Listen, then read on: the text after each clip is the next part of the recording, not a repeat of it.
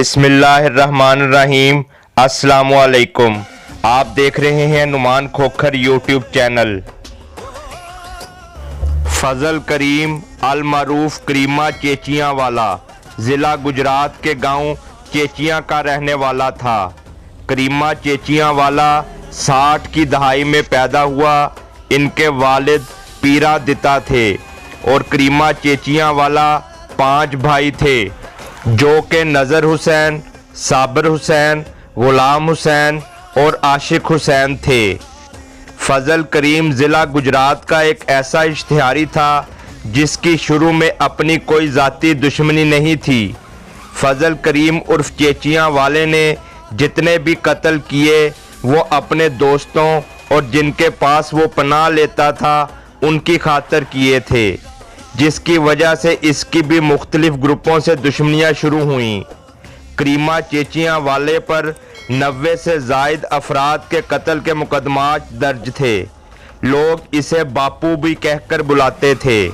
करीमा चेचियाँ वाले के साथ उसका भांजा बहादरा भी होता था जो कि इस गैंग का हिस्सा था। करीमा चेचियाँ वाला और फत्तू शाह की दोस्ती और जोड़ी मशहूर थी और ये यारों के यार थे। 90 की दहाई में करीमा चेचियाँ वाला के सर का इनाम 6 लाख रुपए मुकर्रर था। करीमा चेचियाँ वाले की जुर्म की दुनिया का आगाज़ भी दोस्ती यारी की वजह से हुआ। करीमा चेचियाँ वाला गुजरात के मशहूर डॉन फत्तू शाह का बचपन का दोस्त था और इसने पहला कत्ल फत्तू शाह के साथ मिलकर उनके भाई अब्बास शाह के कत्ल का बदला लेने के लिए किया था। उस टाइम इनकी उम्र सिर्फ 18 साल थी। इसके बाद करीमा चेचियाँ वाला गुजरात के मशहूर सियासतदान के पास रहा, जहां इसको बताया गया कि एक मशहूर पेट्रोल पंप के मालिक ने हसद की वजह से करीमा चेचियाँ वाला के कत्ल की सुपारी दी है, जिसके बाद करीमा चेचियाँ वाला और उसके दरमियान तल्ख कलामी हो गई और करीमा चेचियाँ वाला ने उसे पेट्रोल पंप पर ही कत्ल कर डाला। 2 कत्लों के बाद करीमा चेचियाँ वाला इश्तिहारी हो गया और पुलिस इसके ताक़ुब में लग गई। एक मुखबरी की वजह से देवना मंडी में पुलिस ने करीमा चेचियाँ वाला पर रेड किया तो इसका पुलिस मुकाबला शुरू हो गया और दोनों अतराफ से शदीद फायरिंग की गई। फायरिंग की जद में आकर 3 पुलिस अहलकार शहीद हो गए, जबकि करीमा चेचियाँ वाला को भी बाजू में गोली लगी। करीमा चेचियाँ वाला उस टाइम घोड़ी पर सवार था। गोली लगने की वजह से करीमा चेचियाँ वाला बेहोश हो गया और घोड़ी करीमा चेचियाँ वाला को फत्तू शाह के डेरे पर ले आई, क्योंकि वो घोड़ी फत्तू शाह की थी।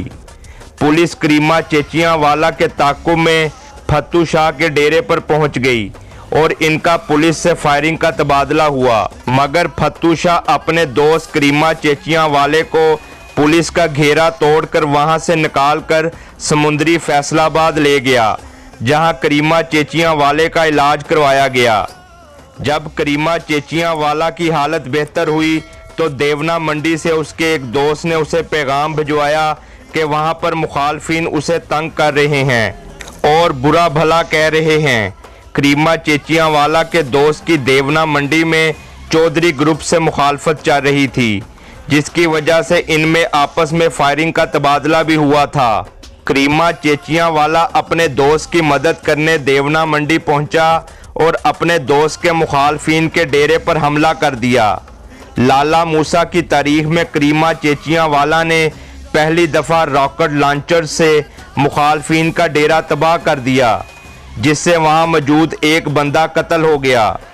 जिसके बाद फजल करीम उर्फ चेचियाँ वाले को पुलिस ने गिरफ्तार कर लिया। इसी दौरान करीमा चेचियाँ वाला की दहशत इतनी बढ़ चुकी थी कि गुजरात जेल के सुपरिटेंडेंट ने उसे जेल में रखने से इनकार कर दिया, जिसकी वजह से करीमा चेचियाँ वाला को गुजरांवाला जेल भिजवाना पड़ा। गुजरांवाला जेल में करीमा चेचियाँ वाला की एक लड़ाई हुई। इस वजह से करीमा चेचियाँ वाला को साहिवाल जेल भिजवाया गया। साहिवाल जेल के सुपरिटेंडेंट से फजल करीम अल मारूफ करीमा चेचियाँ वाला की तल्ख कलामी हो गई। फजल करीम ने उसे गिरेबान से पकड़ लिया जिसके बाद उसका चालान मुल्तान जेल भेज दिया गया। जब फजल करीम जेल में था तो इसके 2 भाइयों को चेचियां गांव में कत्ल कर दिया गया। इसकी इतला मुल्तान जेल में फजल करीम को दी गई तो वो कुछ अरसे बाद जेल से फरार हो गया और गांव पहुंचा। जिसने इसके भाइयों को कत्ल किया था, फजल करीम ने उनके घर हैंड ग्रेनेडों से हमला कर दिया, जिसकी जद में आकर 5 अफराद कत्ल हो गए। अब 5 कत्लों और जेल से फरार होने के बाद फजल करीम उर्फ करीमा चेचियां वाले का जिक्र ज़िला गुजरात के हर खासो आम की ज़ुबान पर था। इसी दौरान करीमा चेचियां वाले का एक दोस्त जो कि आज़ाद कश्मीर के इलाके मीरपुर में इश्तिहार काट रहा था, वहां पर इसका झगड़ा हो गया और इस वजह से उस दोस्त ने करीमा चेचियां वाला को कहा कि मेरी मदद करो। करीमा चेचियां वाले का दोस्त जहां इश्तिहार काट रहा था, वहां पर और भी बहुत से इश्तिहारी पनाह गुज़ीन थे और वो डेरा एक बड़े असर और रसूख वाले इंसान का था। करीमा चेचियां वाला अपने दोस्त की मदद को पहुंचा और उस डेरे पर रॉकेट लॉन्चरों से हमला कर दिया। हमला इस कदर शदीद था कि 18 इश्तिहारी जो वहां पनाह लिए हुए थे इस हमले में कत्ल हो गए और फजल करीम उर्फ करीमा चेचियां वाला अपने दोस्त को लेकर वहां से फरार हो गया। एक दफ़ा करीमा चेचियां वाला अली चक ज़िला गुजरात से गुजर रहा था कि वहां एक शख्स ने इसे देखा और तंजिया कहा कि ये है करीमा चेचियां वाला जिसकी इतनी दहशत है। करीमा चेचियां वाला ने तैश में आकर उसे उसी वक्त गोलियां मार दी, जिससे वो शख्स कत्ल हो गया। करीमा चेचियां वाला की लाला मूसा और गुजरात में दहशत का ये आलम हो गया कि वो सिर्फ अपनी अंगूठी सरमायादारों को भिजवाता, जो कि इसकी एक निशानी थी, जिसे देखकर सरमायादार उसे जग्गा टैक्स दे देते थे और किसी को इनकार की जुर्रत नहीं थी। एक दफ़ा फत्तू शाह के डेरे से निकलते हुए चंद पुलिस मुलाजमीन का इससे आमना सामना हो गया, जिस पर करीमा चेचियां वाले ने इन पर फायरिंग कर दी, जिससे पुलिस मुलाजमीन अपनी जानें बचाकर भागे और करीमा चेचियां वाला उनके पीछे पीछे फायरिंग करता हुआ भागा, जिसकी वजह से पुलिस एहलकार बड़ी मुश्किल से अपनी जानें बचाने में कामयाब हुए। सन 1996 में करीमा अपने साथियों के हमरा चेचियां गांव के साथ दित्तेवाल गांव में मौजूद था कि पुलिस की भारी नफरी ने इनको चारों तरफ से घेर लिया।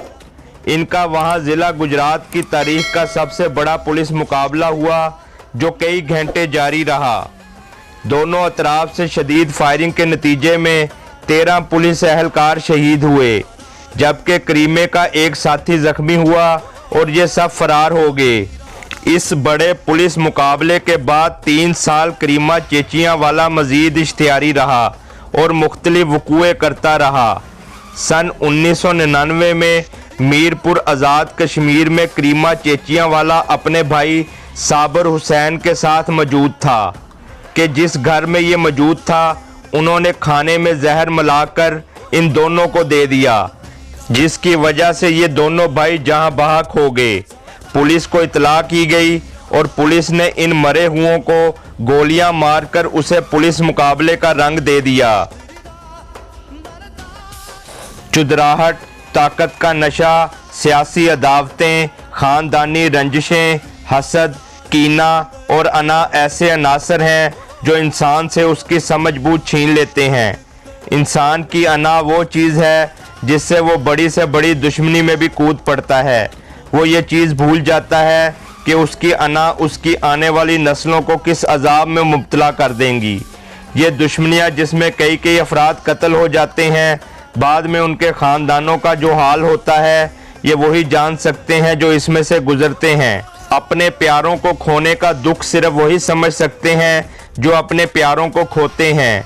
जुर्म की दुनिया किसी को माफ़ नहीं करती, इसीलिए आजिज़ी और दरगुजर का हुक्म दिया गया है और इसी वजह से गुस्सा हराम करार दिया गया है। हमें अपने अंदर बर्दाश्त पैदा करनी चाहिए और ऐसी बातों से इज्तनाब करना चाहिए जो किसी भी दुश्मनी का बायस बने। मेरा मकसद नौजवान नस्ल को जुर्म की दुनिया से बचाना है जिसमें वापसी का रास्ता नहीं होता और ज़िल्लत और रुसवाई ही उसका मुकद्दर बनती है। हमारा मुआशरा ऐसी बेशुमार दर्द भरी दास्तानों से भरा पड़ा है जिसमें दुश्मनियों की वजह से ख़ानदानों के ख़ानदान उजड़ चुके हैं, जिनमें बहुत से लोग कत्ल जबकि कातलों से जेलें भरी पड़ी हैं। कत्ल को एक लम्हे का पागलपन करार दिया गया है। कत्ल के पीछे नफ्सियाती अवामिल भी हो सकते हैं और किसी खित्ते की रवायात भी। इस एक लम्हे के पीछे कोई हादसा, वाकया या कोई और ही ड्रामा होता है जिसके असरात अंदर ही अंदर काम कर रहे होते हैं। ज़िंदगी एक बार मिलती है, लिहाजा अच्छी और शराफत भरी ज़िंदगी गुजारनी चाहिए और दूसरों के काम आने की कोशिश करनी चाहिए।